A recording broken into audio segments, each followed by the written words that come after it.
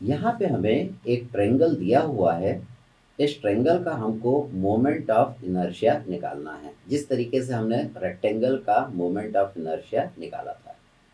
हमें इस ट्रायंगल का मोमेंट ऑफ इनर्शिया किस एक्सिस का ओर निकालना है? सपोज हमको इसका मोमेंट ऑफ इनर्शिया इस वाले एक्सिस का ओर निकालना है।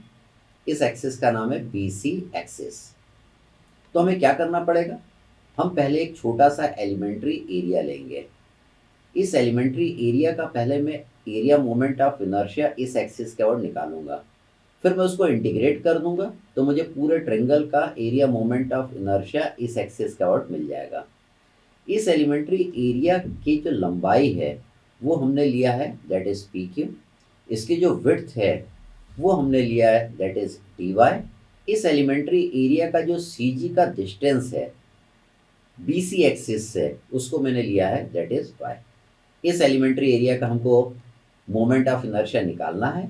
हम जानते हैं कि मोमेंट ऑफ इनर्शिया क्या होता है। मोमेंट ऑफ इनर्शिया क्या होता है? It is product of area into perpendicular distance का होल स्क्वायर। तो हम पहले इस एलिमेंट्री एरिया का एरिया मोमेंट ऑफ इनर्शिया निकाल रहे हैं। तो देखिए इसका एरिया कितना होगा, लंबाई कितनी है PQ और चौड़ाई कितनी है DY। तो एलिमेंट्री एरिया का एरिया मैंने लिखा, that is PQ into DY। इस एलिमेंट्री एरिया का CG का डिस्टेंस जो यहाँ से वो Y है, तो मैंने इसको लिखा इंटू वाई स्क्वायर। ये जो मैंने टर्म लिखी है PQ into DY into y square, it is the area moment of inertia of this elementary area about the given BC axis. लेकिन हमें तो पूरे ट्रायंगल का एरिया मोमेंट ऑफ इनर्शिया निकालना है BC एक्सिस के अबाउट। तो हम क्या करेंगे, हम इसको इंटीग्रेट कर देंगे टू द लिमिट। लिमिट देखिएगा, यहाँ पे हाइट कितनी है 0 और यहाँ पे हाइट कितनी है h के जितना है। तो हमने इसको इंटीग्रेट करा 0 और h के बीच में, तो मुझे पूरे ट्रायंगल का एरिया मोमेंट ऑफ इनर्शिया इस BC एक्सिस के अबाउट मिल गया। हम जो इसका एरिया मोमेंट ऑफ इनर्शिया का फॉर्मूला चाहते हैं वो PQ के टर्म में नहीं चाहते हैं। तो हमको क्या करना पड़ेगा, यहाँ से PQ को हटाना पड़ेगा। PQ को देखिए हम किस तरीके से हटाते हैं। अगर आप थोड़ा ध्यान से देखें तो यहाँ पे दो ट्रायंगल बन रहे हैं। एक ट्रायंगल APQ, ये छोटा वाला ट्रायंगल APQ, और एक बड़ा वाला ट्रायंगल ABC। ये दोनों ट्रायंगल कैसे हैं? ये दोनों ट्रायंगल सिमिलर हैं। हम लिख सकते हैं यहाँ पे कि triangle APQ is similar to triangle ABC। अगर APQ और ABC सिमिलर हैं तो हम लिख सकते हैं PQ upon BC is equal to AP upon AB। हम क्या लिख सकते हैं, ये PQ हमको निकालना है अपॉन बेस BC। BC किसके बराबर है? B के जितना है। Is equal to AP upon AB। AP कितना? ये AP है, AP है ये AP कितना आएगा? H माइनस वाई आएगा। टोटल हाइट कितना है? H है, H में से Y को माइनस कर दीजिए तो AP आपका आ जाएगा H माइनस वाई। और टोटल AB कितना आएगा? H के जितना आएगा। तो देखिए यहाँ पे हम वैल्यू पुट कर देते हैं। PQ BC की जगह मैंने B पुट कर दिया। AP आपको दिख रहा है H माइनस वाई आएगा, AB आपको दिया हुआ है, दैट इज H। तो इससे PQ की वैल्यू आ जाएगी। PQ की वैल्यू कितनी आएगी? B by h, H minus y. तो ये PQ की वैल्यू मैं यहाँ पे पुट कर दूंगा जो मैंने यहाँ पे निकाला है। तो देखिए यहाँ पे मैंने PQ की वैल्यू पुट कर दी इक्वेशन में, B by h, H minus y into DY into y square. B by h आपका कॉन्स्टेंट है, इसको मैं बाहर ले लिया तो इसको मैं लिख सकता हूँ integration of 0 to H y square minus y cube into DY। ये वाई स्क्वायर का भी मैंने अंदर मल्टीप्लाई कर दिया। तो यहाँ पे जो इक्वेशन बनी है मैं इसको इंटीग्रेट कर रहा हूँ with respect to dy to the limit 0 से h के बीच में। तो वाई स्क्वायर को इंटीग्रेट करेंगे तो वाई क्यूब बाई 3 आ जाएगा। वाई क्यूब को इंटीग्रेट करेंगे वाई टू द पावर 4/4 आ जाएगा। अब हम इसमें लिमिट पुट कर देंगे 0 और h के बीच में। जब आप इसमें लिमिट पुट कर देंगे तो फाइनल आंसर आपको मिल जाएगा, दैट इज BH³/12। मतलब इस ट्रायंगल का मोमेंट ऑफ इनर्शिया इस BC एक्सिस के अबाउट आपने निकाल लिया, दैट इज BH³/12। हम फिर से आगे बढ़ते हैं। अब देखिए हम इस ट्रायंगल का मोमेंट ऑफ इनर्शिया किस एक्सिस के अबाउट निकाल रहे हैं। तो अभी अभी आपने इस एक्सिस का अबाउट MI निकाला, दैट इज BH³/12। सपोज हमें इस ट्रायंगल का मोमेंट ऑफ इनर्शिया इसके सेंट्रोइडल एक्सिस के अबाउट निकालना है। सेंट्रोइडल एक्सिस वो एक्सिस होती है जो गिवन फिगर के CG से पास होके जाती है। तो ये आपको सेंट्रोइडल एक्सिस नजर आ रहा है। सेंट्रोइडल एक्सिस के अबाउट जो मोमेंट ऑफ इनर्शिया निकलता है उसको हम आई जी से रिप्रेजेंट करते हैं। तो इस एक्सिस के अबाउट मालूम है, इस वाले एक्सिस के अबाउट निकालना है। ये दोनों एक्सिस पैरेलल हैं, मतलब इन दोनों एक्सिस के बीच में हम पैरेलल एक्सिस थ्योरम लगा सकते हैं। पैरेलल एक्सिस थ्योरम कहता है I B C is equal to I G plus A H square.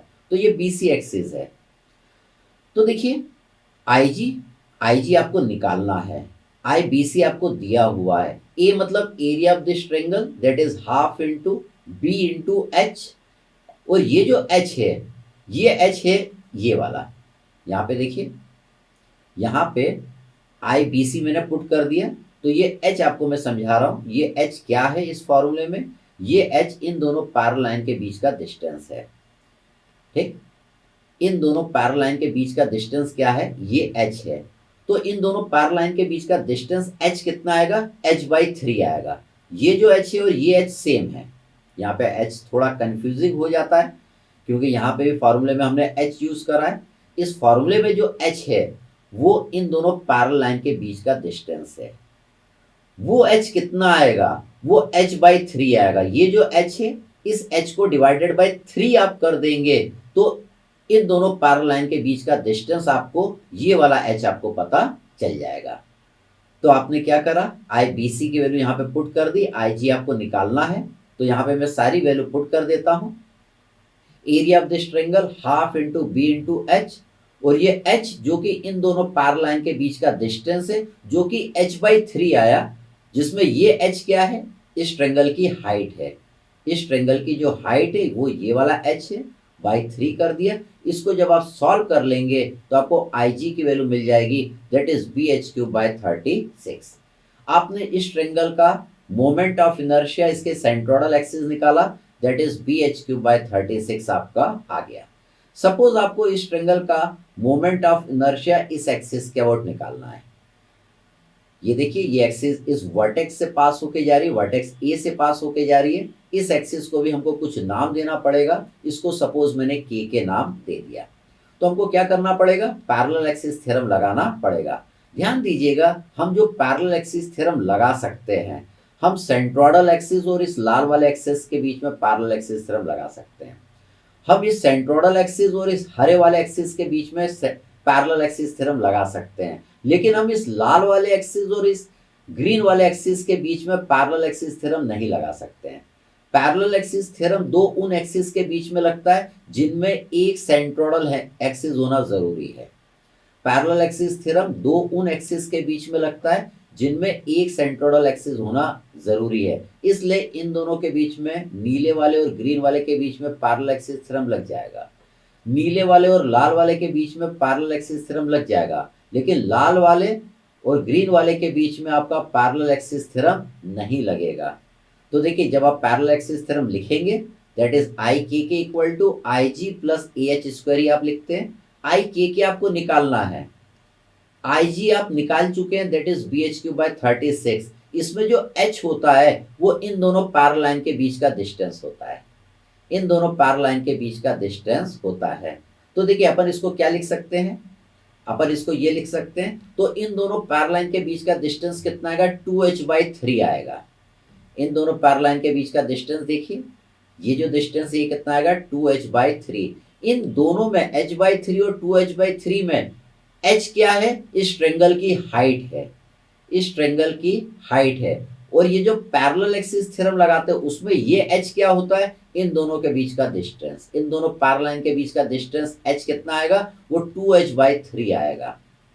तो यहाँ पे देखिए, हम वैल्यू पुट कर देंगे, एरिया और इन दोनों पैरेलल लाइन के बीच का डिस्टेंस हम यहाँ पे पुट कर देंगे, तो आई के आपका निकल के आ जाएगा। ये देखिए, यहाँ पे मैंने पुट कर दिया, तो इससे आपको इस के एक्सिस के अबाउट एम आई मिल जाएगा, that is b h cube by 4।